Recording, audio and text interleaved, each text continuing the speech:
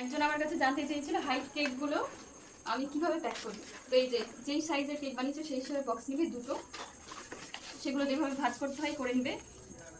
বলতে একটাকে যেমন বক্স বানাতে হয় সেরকম বানিয়ে নিবে, আর একটা একদিক বক্স বানিয়ে রাখবে। আর এই যে বক্সের এই মাথাটা একদিকে থাকবে আর এই বক্সের মাথাটা একদিকে থাকবে, এইভাবে বসিয়ে নিবে। বসিয়ে নিয়ে যেমন প্যাক করে সেইভাবে প্যাক করবে।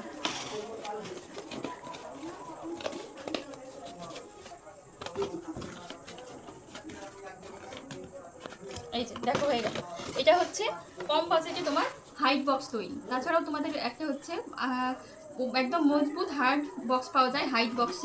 সেটা অনেকটাই মজবুত হয়, দূরে ডেলিভারির জন্য একদম পারফেক্ট। তো কাস্টমারের যদি বাজেট নিয়ে কোনো সমস্যা না থাকে বা কেক দূরে ডেলিভারি হয় তাহলে তোমরাও এই বক্সটা ক্যারি করতে পারো। আর তাছাড়া কম বাজেটের মধ্যে এই বক্স একদম পারফেক্ট। আমরা এই যে দেখো এই সুন্দর কেকটা আমরা এই বক্সে প্যাক করবো। দেখো তাহলে তোমাদের বুঝতে সুবিধা হবে।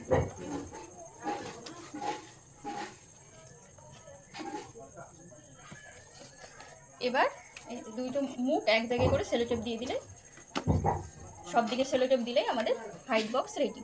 কেক রেডি, মানে প্যাকিং রেডি।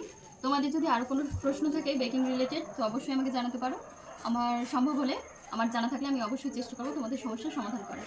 টাটা।